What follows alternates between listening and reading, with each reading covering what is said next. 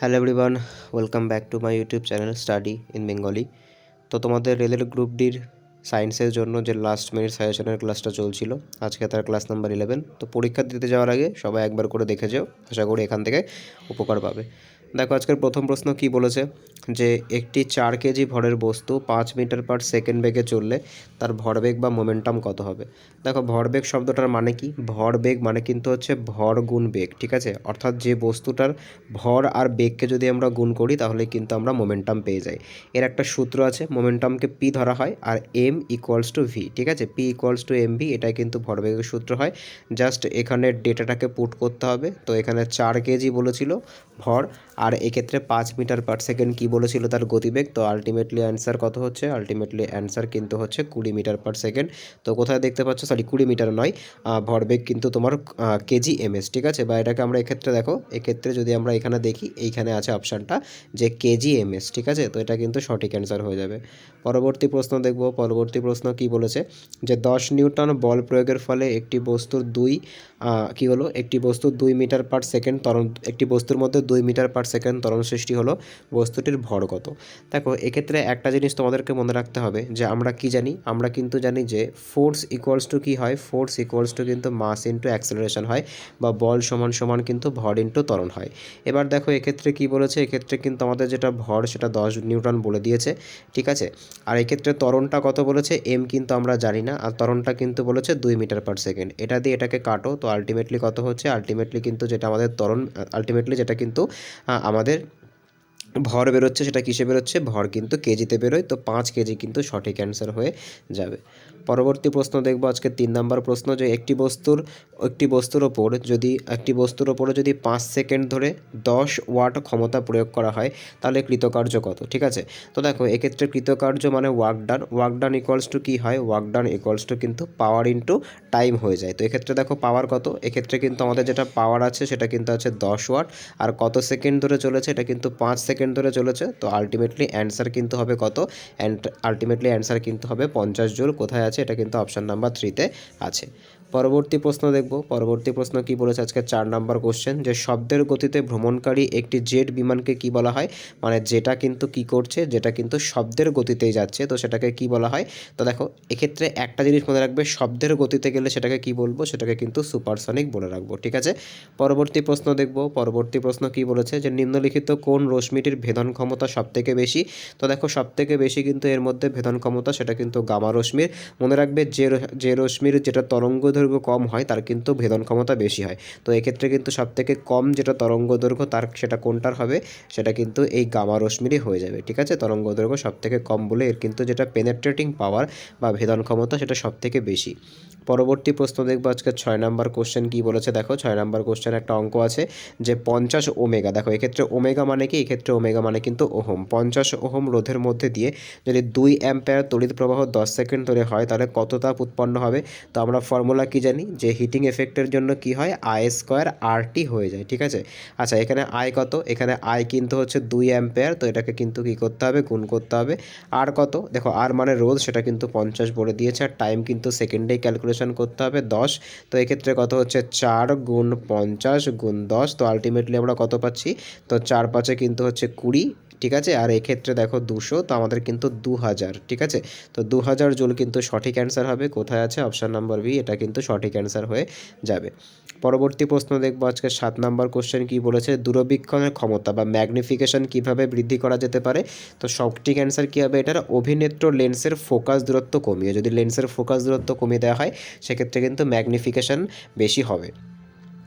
8 number question দেখব কি বলেছে। দেখো 8 নাম্বার কোশ্চেনটা, যে পদার্থের অবস্থা পরিবর্তনে যেমন বরফ থেকে জল কোন তাপের প্রয়োজন হয়।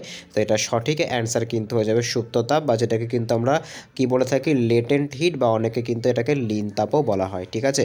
পরবর্তী প্রশ্ন দেখব। পরবর্তী প্রশ্ন কি বলেছে, যে নিউটনের কোন গতিসূত্রকে জড়তার সূত্র বলে। তো এটা আমরা অনেকবার করেছি।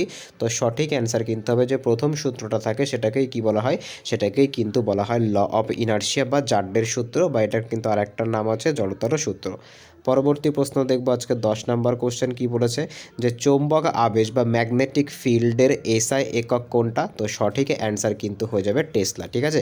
এটাকে কিন্তু ক্যাপিটাল টি দিয়ে প্রকাশ করা হয়। পরবর্তী প্রশ্ন দেখব আজকের পরবর্তী প্রশ্ন যে সূর্যগ্রহণ কখন ঘটে? তো আমরা কিন্তু প্রত্যেকেই এই কোশ্চেনটার অ্যান্সার জানি। চাঁদ, পৃথিবী এবং সূর্যের মাঝখানে যখন চলে আসে তখন কি হয়?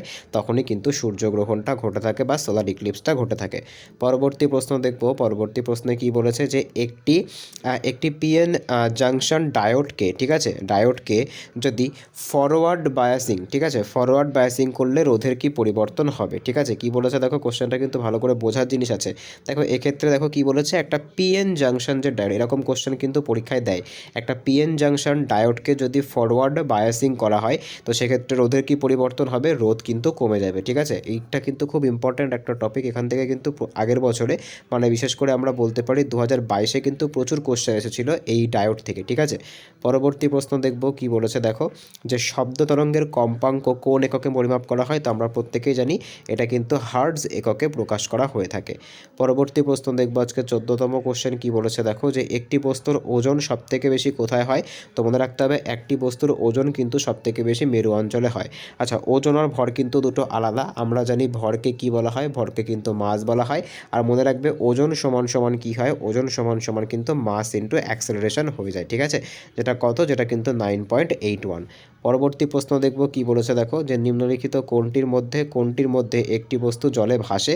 তো সঠিক অ্যান্সার কী হবে? সঠিক অ্যান্সার কিন্তু হবে বস্তুর ঘনত্ব জলের ঘনত্বের থেকে কম হলে সেটা কি হয়? সেটা কিন্তু জলে ভাসে।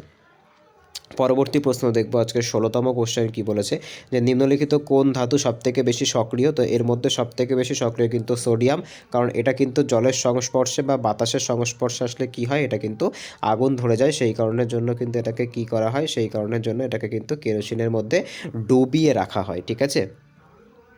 পরবর্তী প্রশ্ন দেখবো, দেখো কি বলেছে, যে মিথেন, ঠিক আছে, মিথেনের যে অণুর আকৃতি সেটা কেমন? তো এটা সঠিক অ্যান্সার কিন্তু হয়ে যাবে এটা কিন্তু তোমার হচ্ছে চতুস্তলকীয়, ঠিক আছে, মিথেনের CH4-এর যে আকৃতি, ঠিক আছে, অণুর আকৃতি। পরবর্তী প্রশ্ন দেখবো আজকের 18তম কোশ্চেন, লোহা, নিকেল এবং ক্রোমিয়ামের সংকর ধাতু কোনটা? তো সঠিক অ্যান্সার কিন্তু হয়ে যাবে স্টেনলেস স্টিল। এর মধ্যে কি থাকে? এর মধ্যে কিন্তু লোহা থাকে, তারপর নিকেল থাকে, আর কিন্তু ক্রোমিয়াম থাকে। পরবর্তী প্রশ্ন দেখব কি বলেছে দেখো, যে তড়িৎ ঋণাত্মকতা বা ইলেকট্রোনেগেটিভিটি পর্যায় সারণীতে যদি গ্রুপ বরাবর যাওয়া হয় তাহলে সেক্ষেত্রে কী হবে? দেখো এই যে টপিকটা আছে না পিরিয়ডিক টেবিলের, এটা কিন্তু খুব ইম্পর্ট্যান্ট একটা টপিক, ঠিক আছে। এই টপিক থেকে কিন্তু একটা করে কোশ্চেন তোমরা দেখতে পাবে, ঠিক আছে। তো সঠিক অ্যান্সার কী হবে? ইলেকট্রোনেগেটিভিটি কিন্তু কী হবে? ইলেকট্রোনেগেটিভিটি কিন্তু কমবে। পরবর্তী প্রশ্ন দেখবো আজকের 20তম কোশ্চেন, যে কঠিনতম অধাতু কোনটা? তো সঠিক অ্যান্সার কী হবে? সঠিক অ্যান্সার কিন্তু হয়ে যাবে ডায়মন্ড। আচ্ছা, ডায়মন্ড কিসের অ্যালোট্রপ? আমরা প্রত্যেকেই জানি এটা কিন্তু কার্বনের অ্যালোট্রপ। পরবর্তী প্রশ্ন দেখব কি বলেছে দেখো, যে কি বলেছে, প্লাস্টার অফ প্যারিসের রাসায়নিক সংকেত কি? তো এটা সঠিক অ্যান্সার কী হবে? তো মনে রাখবে এটাকে কিন্তু কি বলা হয়? এটাকে কিন্তু বলা হয় ক্যালসিয়াম সালফেট হেমিহাইড্রেট। আচ্ছা, এর যে ফর্মুলা সেটা কি? সেটা কিন্তু হচ্ছে CaSO4, ঠিক আছে। এইখানে কিন্তু জলের হাফ H2O থাকে, এই কারণের জন্য কিন্তু এটাকে কি বলা হয়? এটাকে কিন্তু তোমার হচ্ছে হেমিহাইড্রেট বলা হয়। এখানে কিন্তু অর্ধেক জলের অণু থাকে একটা, ঠিক আছে। পরবর্তী প্রশ্ন দেখব, পরবর্তী প্রশ্ন কি বলেছে দেখো, যে 1 মোল O2 গ্যাসের ভর কত? তো এটা সঠিক অ্যান্সার কী হবে? দেখো সবার প্রথম মনে রাখতে হবে অক্সিজেন গ্যাস কত? অক্সিজেনের গ্যাসের কিন্তু পারমাণবিক সংখ্যা 8, আর অক্সিজেনের কিন্তু যে পারমাণবিক যেটা আমরা বলি ভর সেটা কিন্তু হচ্ছে 16। তো O2 এর ক্ষেত্রে কী হবে? O2 মানে কিন্তু হচ্ছে তোমার অক্সিজেনের দুটো মলিকিউল, তো একটার জন্য যদি 16 হয় তাহলে দুটোর জন্য কত হবে? দুটোর জন্য 32 গ্রাম হবে। এইভাবে কিন্তু ক্যালকুলেশনটা করতে হয়। পরবর্তী প্রশ্ন দেখব, দেখো পরবর্তী প্রশ্ন কি বলেছে, যে একটি মৌলের নিউট্রন সংখ্যা 12 এবং পারমাণবিক সংখ্যা যদি 11 হয় তাহলে তার ভর সংখ্যা কত হবে? দেখো আমরা কি জানি? আমরা কিন্তু জানি যে ভর সংখ্যা সমান সমান কী হয়? ভর সংখ্যা সমান সমান কিন্তু তার যেটা মানে প্রোটন সংখ্যা আর যেটা তার কিন্তু নিউট্রন সংখ্যা, দুটো কিন্তু কী হয়? দুটো কিন্তু তোমার হচ্ছে না যোগফল হয়ে থাকে। আর পারমাণবিক সংখ্যা মানেই কিন্তু হচ্ছে প্রোটন সংখ্যা। তো প্রোটন আছে 11টা আর এদিক থেকে নিউট্রন আছে 12টা, তো তার ভর সংখ্যা কত হবে? ভর সংখ্যা কিন্তু হয়ে যাবে 23, ঠিক আছে। পরবর্তী প্রশ্ন দেখব আজকে 24তম কোশ্চেন, দেখো কি বলেছে 24তম কোশ্চেন, যে কিসের উপস্থিতির কারণে অ্যাসিড বৃষ্টি হয়ে থাকে? তো এটা আমরা প্রত্যেকেই জানি কিন্তু যে বাতাসে কিন্তু SO2 আর NO2, ঠিক আছে, এই দুটো দূষকের জন্যই কিন্তু কি হয়ে থাকে? এই দুটো দূষকের জন্য কিন্তু অ্যাসিড বৃষ্টি হয়ে থাকে। পরবর্তী প্রশ্ন দেখব আজকের 25তম কোশ্চেন, যে ব্লিচিং পাউডার অর্ডারের রাসায়নিক সংকেত কি? তো এটা সঠিক অ্যান্সার কী হবে? তো এটা সঠিক অ্যান্সার কিন্তু হয়ে যাবে কি, এটা কিন্তু হয়ে যাচ্ছে CaOCl, ঠিক আছে। এটাকে আমরা হোল্ডও করতে পারি বা এটাকে আমরা এইভাবে রেখেও দিতে পারি, ঠিক আছে। তো এটাই কিন্তু সঠিক অ্যান্সার হবে। এর রাসায়নিক নাম কিন্তু হচ্ছে ক্যালসিয়াম ক্লোরোহাইপোক্লোরাইড, ঠিক আছে। দেখো এখানে কিন্তু রয়েছে। পরবর্তী প্রশ্ন দেখবো, দেখো কি বলেছে যে কোনো দ্রবণকে গরম করলে গ্যাসের যে দ্রাব্যতা, সে দ্রাব্যতা বা সলিবিলিটি কী হয়, সেক্ষেত্রে কিন্তু কমে যায়, ঠিক আছে। পরবর্তী প্রশ্ন দেখবো আজকে 27তম কোশ্চেন, যে কার্বন মনোঅক্সাইড কোন ধরনের অক্সাইড?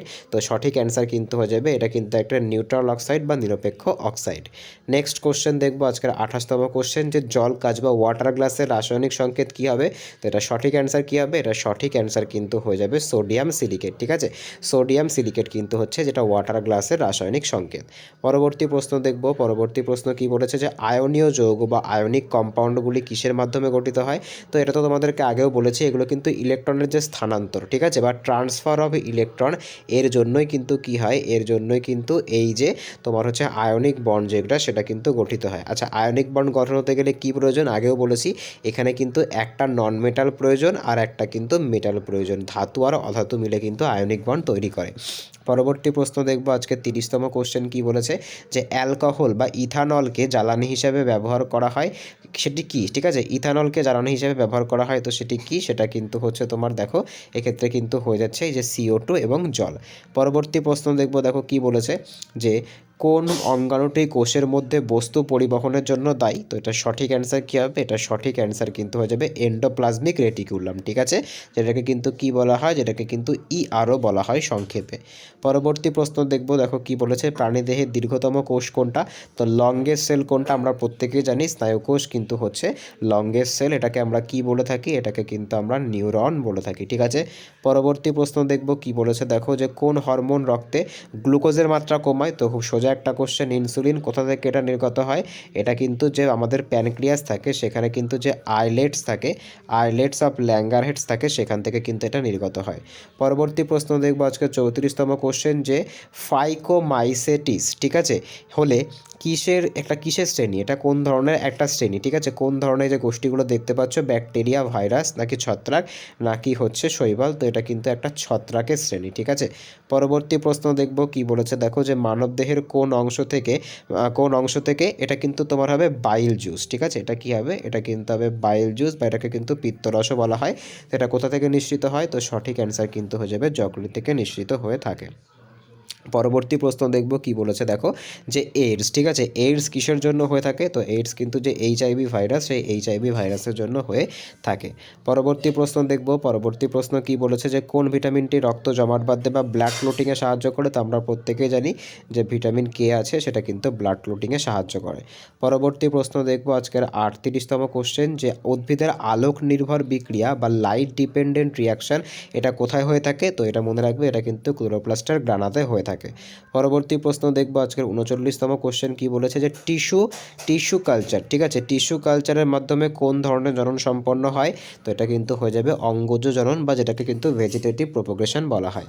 পরবর্তী প্রশ্ন দেখব আজকে 40তম কোশ্চেন, যে মস্তিষ্কের কোন অংশটি দেহের ভারসাম্য বা ব্যালেন্স বজায় রাখে? তো আমরা প্রত্যেকেই জানি এটা কিন্তু হয়ে যাচ্ছে লঘু মস্তিষ্ক বা সেরিবেলাম, ঠিক আছে। পরবর্তী প্রশ্ন দেখব আজকের 41তম কোশ্চেন কি বলেছে, মানুষের ডিম্বাশয় বা ওভারি থেকে নিঃসৃত হরমোন কি কি?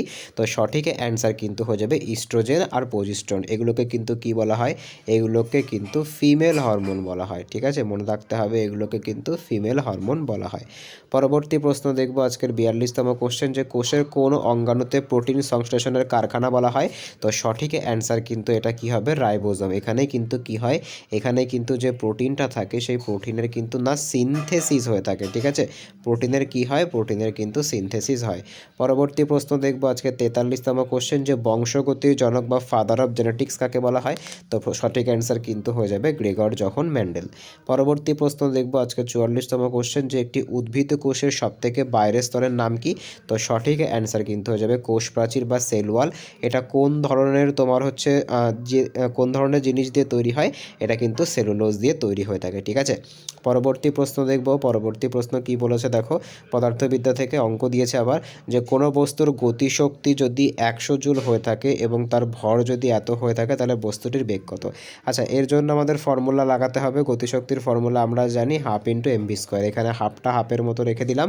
আমাদের বস্তুর ভর কত বলেছে, বস্তুর ভর কিন্তু বলেছে 8 কেজি, আর যেটা গতিবেগ সেটা কিন্তু বলেনি, এই জন্য এটাকে ধ্রুবকে রেখে দিলাম। আর ওপাশে কিন্তু বলেছে কত না 100। এটা দিয়ে যদি এটাকে কাটি তাহলে কত হবে 4, আর এটা দিয়ে এটাকে কাটলে হবে 25। তো আলটিমেটলি আমরা পাচ্ছি v² = 25। তাহলে কী হবে, স্বাভাবিকভাবে v = কিন্তু 5 হয়ে যাবে। ঠিক আছে, তো এটাই কিন্তু সঠিক অ্যান্সার হয়ে যাবে 5 মিটার/সেকেন্ড। পরবর্তী প্রশ্ন দেখব। দেখো পরবর্তী প্রশ্ন কি বলেছে দেখো, পরবর্তী প্রশ্ন যদি আমরা যাই, তো দেখো পরবর্তী প্রশ্ন কি বলেছে। এখানে দেখো কোশ্চেনটা আছে, হ্যাঁ এই যে কোশ্চেনটা আছে যে 10 বিভব পার্থক্য, ঠিক আছে, 10 বিভব পার্থক্য আধানকে সরাতে কত কাজ করতে হবে। ঠিক আছে, এক্ষেত্রে দেখো এই যে অঙ্কটা আছে এটা কিন্তু তোমাদের প্রিভিয়াস ইয়ার কোশ্চেন, প্লাস এটা কিন্তু তোমাদের আমি আগেও করিয়েছি। তো এটা কিন্তু তোমাদের জন্য HW থাকবে, তোমরা কিন্তু এর অ্যান্সারটা কমেন্টে জানাবে। ঠিক আছে, তো আজকে এই অবধি ছিল, দেখা হচ্ছে পরের ভিডিওতে, বাই।